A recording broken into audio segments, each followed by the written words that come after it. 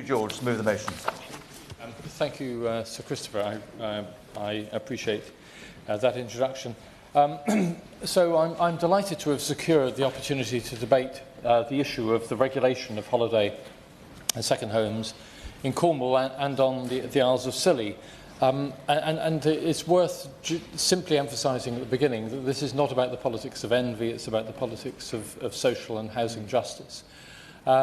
Because there are many people who are concerned about the proper provision and proper allocation and use of property, particularly residential properties, in those areas where there is a significant preponderance of holiday and second homes. And whilst the tourism industries in those areas are vitally important, it's important that we get the balance right between the usage of properties in the industry itself, how they're used, which properties are used in the industry, and making sure that in those areas where there's often a big mismatch between the earnings levels and the house prices that apply to those areas because of the large amount of wealth which wishes to invest in those properties, is properly balanced. It's also important, I think, in my opening remarks, to ensure that we understand the distinction between second and holiday homes. Often in discussions and in media commentary, the two are confused. I mean, they are two ends, if you like, of a similar coin, but in regulatory terms, they're very significantly different. Some properties do indeed flip from one regulation, that is, the second homes operating within the council tax regime, and the holiday letting sector, which operates within the business rating system. Yes, of course, I'll always very pleased to take a intervention. Can I commend the honourable gentleman for bringing this forward? He's definitely, as he did in the last Parliament, in this Parliament he's proven himself to be an advocate for those who have issues to do with this.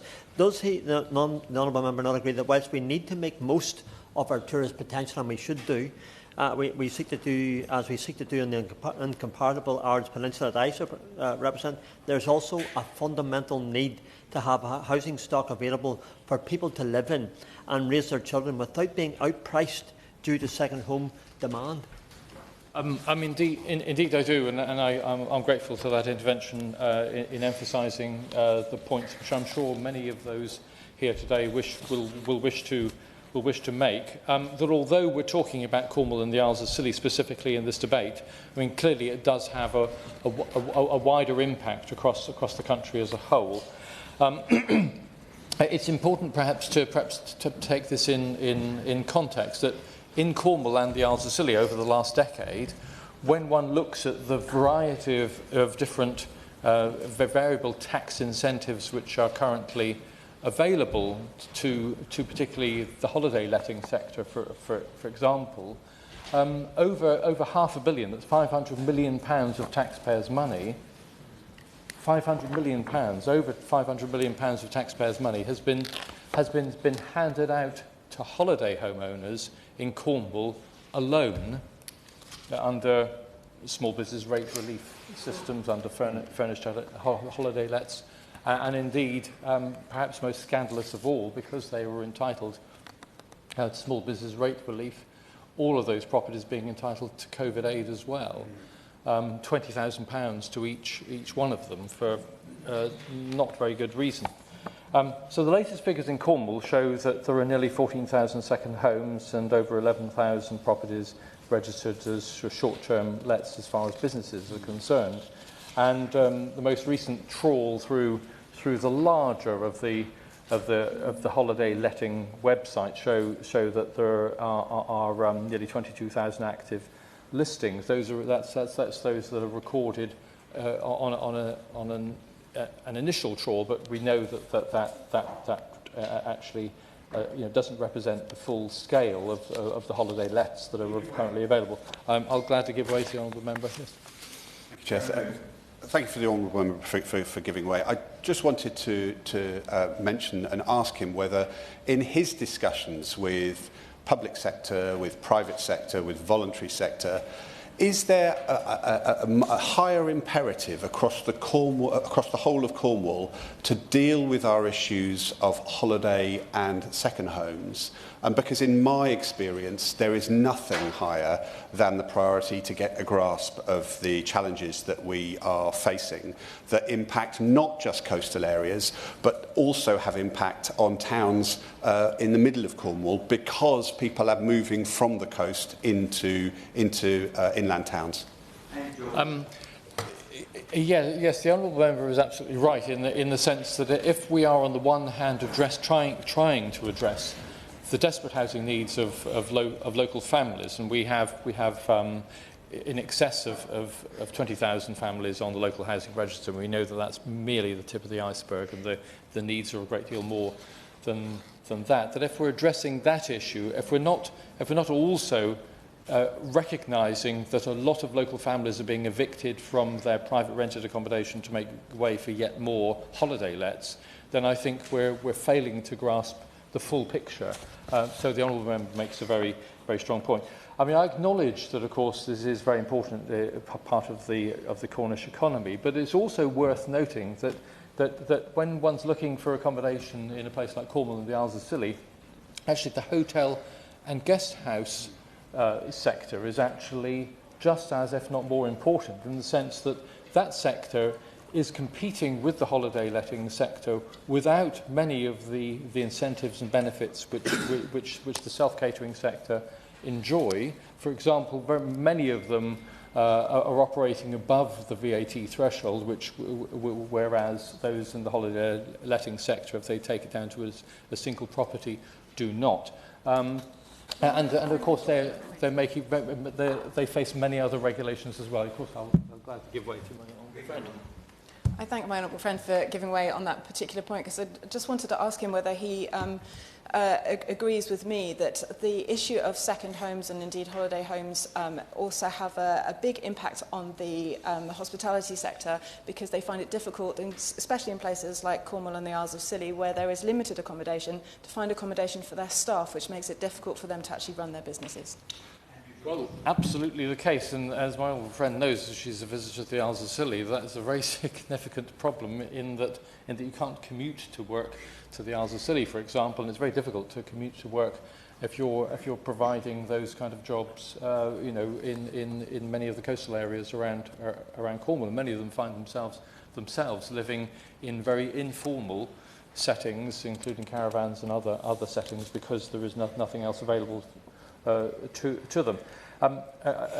As far as regulations are concerned, I was going to rapidly run through issues of council tax, small business rate relief, the furnished holiday letting scheme, the holiday business registration scheme, which the last government proposed, and the planning use class changes. I mean, first, when dealing with the council tax system, going back to the kind of prehistory, if you like, of where this all originated, that when the Conservatives originally introduced the community charge, as they call it, the council tax system, they introduced also a 50% council tax discount for second homes, because they said that they weren't using all the services, therefore they shouldn't have to pay for them.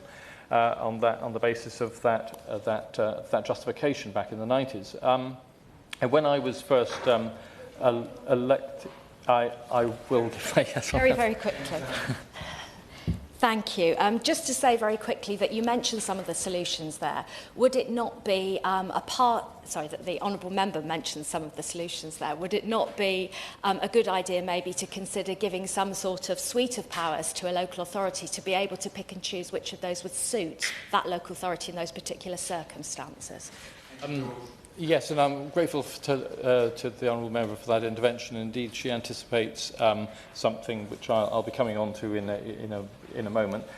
Going back to that prehistory, we did manage to make that change under the previous Labour government, and indeed I remember very well a debate in this chamber on the 9th of February 2000, when I was raising the issues if one wishes to come back to almost a quarter of a century ago, when Chris Mullin was the Under-Secretary of State responding to that debate, and I had raised the issue of the unfairness of the system, the 50% council tax system. I've been campaigning pretty much on my own for some time up until that point, and I made the point to the Undersecretary, to Chris Mullin, that the responses which I've received from government had been complacent. And his response to me, and I hope that the Minister will, which I'm pleased to see in his place today, will consider the precedent set by Chris Mullin when he gave me this reply, which is that towards the end of his response, he said, the Honourable Member said that he had received a rather complacent response from the government, and indeed, I have here a rather complacent response which I will not read out. I merely say that the issue was reviewed about a year ago, and at the time there were no sufficient cogent reasons for a change. I am, however, willing to follow up the point in my department. Perhaps we can discuss it later. And indeed, Chris Mullin and I did discuss it later, and the policy was changed. And one of the lessons from this is that actually we can effect change through these debates if ministers are receptive to the arguments which we're putting forward in them, and I hope that the Minister will consider this. And although the previous government actually responded to the pressure which a lot of us had been although I was outside Parliament during my 9-year sabbatical, arguing very strongly against the way in which the second holiday homes were being treated, the political pressure on the government at the time, the last Conservative government, meant that they had to, they couldn't withstand that pressure, they had to respond to it, and indeed they announced the intention to increase the premium on second homes by up to 100% to be imposed by by local authorities. I wonder whether the new government has carried out any kind of impact assessment of the change in council tax arrangements for second homes, and whether, for example, they've considered whether it would have perhaps a potentially counterproductive impact if it wasn't, if you like, married with a suite of other regulatory changes. In other words, people would switch from council tax to business rates and pay and use the small business rating system, for example, and pay nothing at all. They may take other options rather than paying the council tax. And also local authorities. Give way. I will give way. Thank you so much, and thank you to Christopher. I thank my old friend for giving way. He's making an excellent speech, and building on the point made by the honourable member opposite. Does he agree that we need local councils in Cornwall and the Scilly Isles and elsewhere to be given greater powers to ensure second homes pay properly towards mitigating their overall impact on local communities? This isn't about banded council tax or business rates. It's actually about the wider implications for which we need to perhaps consider changes. Well, my honourable friend makes a very important point in relation to it's not just the housing impacts; it's the wider societal and community impacts which these property investors have on local communities. I simply would say to the Minister that I hope that the government will be clear when the council tax increase comes in to what local authorities can do, whether that is additional income which can be used to address housing need, or whether it's simply then going to result in a reduction in the central government support grant to that local authority, because I mean, in the case of Cornwall, it's staring down the barrel of a £100 million deficit, and therefore, the issue is very, very significant indeed. Indeed, a number of us are making the argument that indeed the council tax, rather than going up by 100%, could go by 200 or 300%. In some areas because of the impact which they're having in order to adjust things in the way that we believe they should be. The issue of small business rate relief, which I've referred to already, and the impact that has had on the area, has clearly been a major incentive for people for property investors to invest in holiday lets in areas like Cornwall and the Isles of Scilly.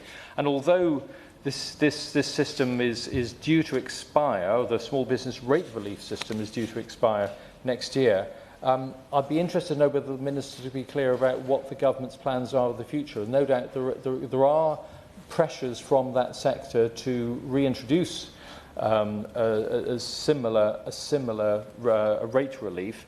And although I don't think that, for very obvious reasons, that is justified, there are parts of the sector, particularly those holiday lets that are under an occupancy restriction, which perhaps could be included. So although in my view, we've had a campaign success in the government. The last government insisted on a 70-day actual use to justify the rate relief. That is something which I think needs to be reviewed. I'd very quickly say that with regard to the registration scheme, I do hope that the government will be clear about how this is going to be introduced. I know the Cornwall Council has offered to assist the government in that it has expertise in this and is very keen to introduce the registration system, but it does need to know how the scheme will work, what level of verification and inspection will be required by the councils, and what income can be raised, because it's going to be an expensive process, and Cornwall is offering to be a pilot area if the government wishes. And then when looking at the proposed planning use class change, although the Liberal Democrats have long argued that this should apply to all non-permanent occupancy, in other words, second homes as well as holiday lets, all within one category, because we believe that the impact is the same on local communities, and it shouldn't just apply to holiday lets rather than to secondary homes. I hope that this new C5 use class category for short-term rentals, which was announced by the previous government, will be looked at with care, particularly with regard to what appears to be the case, that there is a requirement that it falls under permitted development rights. In other words, that in fact local authorities have to specifically apply an Article 4 direction in order to avoid a situation where someone converting a property to a holiday let simply announces it to the local authority and doesn't need to seek permission for it. So I hope that is one that the Minister will look at. And also, in my view, this, and indeed the party's view, that this is something on which we need to look at a sunset clause on those permissions, because otherwise there will be a perverse incentive for all of us to seek planning permission for that use class change in order to get a market advantage or an inflated price within the market. So there should be a sunset clause at the end of that usage, ownership or change within the land registry. So in conclusion, Sir Christopher, I simply say that this is an important, very, very important area in areas like Cornwall and the Isles of Scilly. And I know that, as we can see from today, there are many other parts of the country where this similarly applies. There are a suite of policies and changes which I think need to be addressed by the government, and I know that there are many of us across all parties that would be very keen to work with the government to make sure that the balance is absolutely right and that local housing need is given the highest priority of all. Thank you very much. The question is that this House has considered the regulation of holiday and second homes in Cornwall and the Isles of Scilly. Minister. Thank you, Sir Christopher. It's a pleasure to serve under your chairship, and it's a pleasure to respond to such an excellent speech from the Honourable Member for St Ives. It's our first opportunity to work together, because I was elected after his sabbatical commenced, but I'm very much looking forward to working with him in the spirit in which he ended his speech. I know that there is a lot of interest in this area. I've spoken to my colleagues from Camborne and Redruth and Truro and Falmouth a lot over the years about this, and I know that that's a cross-party interest, and in the spirit working in the spirit of Chris Mullin, I always think it's a very wise idea, and I think we will work in that spirit, and he certainly won't see any complacency from me and my colleagues. And I'd like to thank other colleagues that have contributed to the debate, and I will try and cover the points raised as I go. But it's clear, from what the Honourable Gentleman said and from the previous debate raised by the member for Cities of London and Westminster, that there are significant challenges that come with a high concentration of second homes and or short-term lets, and they are bringing significant challenges in their community. Indeed, they may be the biggest challenge, as my honourable friend says, and they are therefore passionately advocating for effective regulation.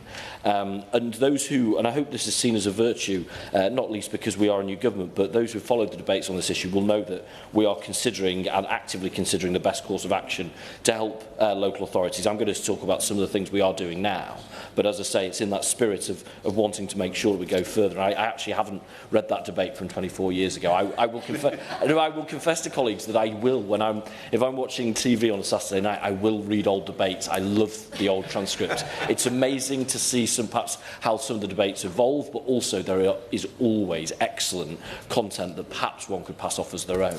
Certainly if you go back far enough to not be detected in that. Not that I would ever do that, of course, Sir Christopher.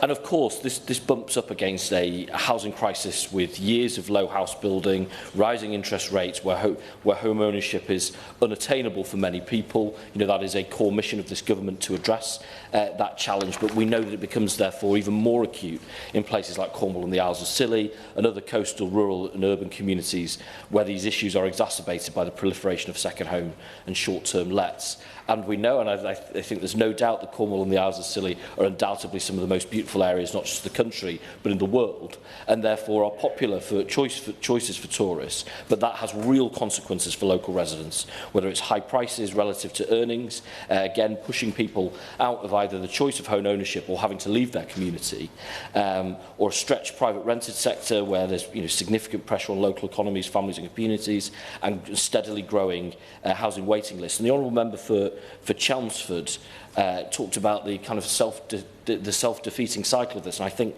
of the Honourable Gentleman's right honourable colleague, the member for Westmoreland Lonsdale, when we were dealing with the passage of the Levelling Up and Regeneration Act 2021, Sir Christopher, who spoke very thoughtfully and passionately about the challenges that come. If you want to go to a beautiful community for a week or a weekend, and then you go to the pub and can't get food because the chef has nowhere to live. And these things eventually will impact on the quality of the offering and therefore perhaps the attractiveness. I'll happily give way. Thank you, Sir Christopher. This is a problem in many places, but even within places like North Norfolk, it's not evenly distributed. We have an overall rate of 1 in 10, but some villages suffer up to 50% of second homes. This is having an impact on temporary accommodation for the homeless. Does he accept not just the circumstances, but also the urgency of the need for these measures? Yes, I think that's right, not least because once you get to that tipping point, the consequences can be profound and rapid. So, it of course needs action today, and I'll speak a little bit about some of those. But I think the really important thing, one of the many important things that the Honourable Gentleman said, was that this isn't an envy thing. And also, I thought particularly the points that he made around speaking about this in balance. I believe that's what his community is asking for. I believe that's what my honourable colleagues' communities are asking for, is that recognition of balance, that they want to have a thriving tourist sector, but their community needs to be a place where they can live, and that the consequences of those who perhaps make significant profits, that those consequences are shared fairly. And it's finding that balance, and we haven't got that balance yet, which speaks to the Honourable Gentleman's point. But I do want to talk about some of the issues, and as well as a little bit about housing demand itself. So the Honourable, I'll happily give way.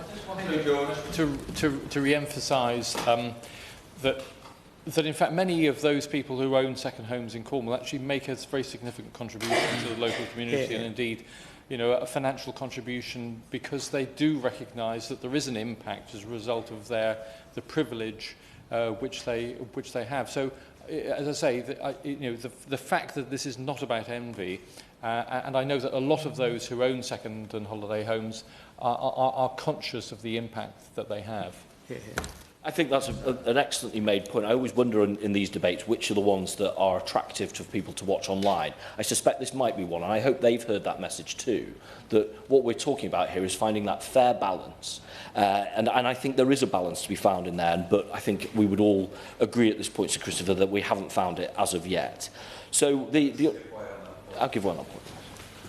Does the Minister agree that whilst we can all agree on the politics of envy needing to not play into this discussion, and that whilst we need a proper licensing regime of holiday lets, as we see the end of the furnished holiday lets regime, tax regime, we ought to essentially ensure that those homes coming out of that regime do not end up flying under the radar and operating, in some cases, unsafely. We also do need to perhaps look at mitigation or transitional arrangements for that industry to ensure that bona fide holiday businesses in the sector can continue to operate and that we don't have perhaps the opposite effect of what we're trying to do with some of these reforms.